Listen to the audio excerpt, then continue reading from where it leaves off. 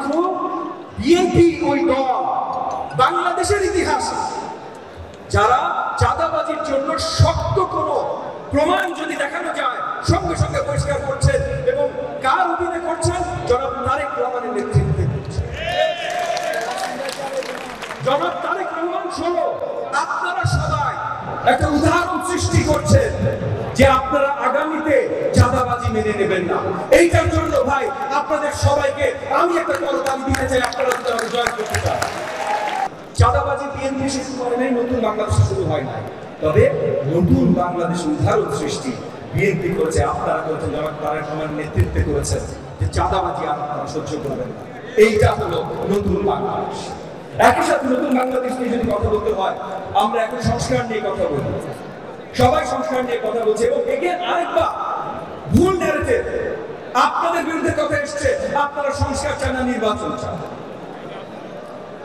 সংস্কার প্রথম সংস্কার আলোচনা আনলো তারা 31 দফা।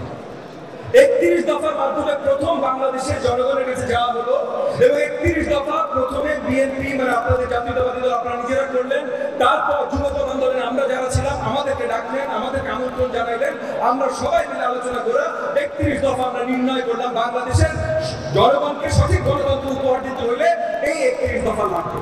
তাহলে প্রথম সংস্কার কারা দিল? কারা নিয়ে আসলো?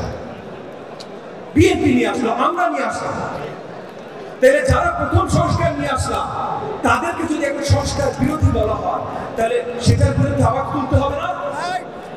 কারণ যারা বলছে সংস্কার আমরা আগে চাই না, আমরা শুধু নির্বাচন চাই, তাদেরকে একটু মনে করিয়ে দেন ভাই, গত 6 বছরের সরকারে সিলেটের সব সাদা পাথর উধাও হয়ে গেছে, কেউ থামাইতে পারে না। গত 6 মাসের সরকারে সব জায়গায় কারাপশন ছড়িয়ে গেছে, কেউ থামাইতে পারে নাই। গত 12 মাসের সরকারে আইন শৃঙ্খলা কোনো জায়গায় ফেরত আনা যায় না। কারণ আছে ভাই, আমরা নির্বাচন চাই।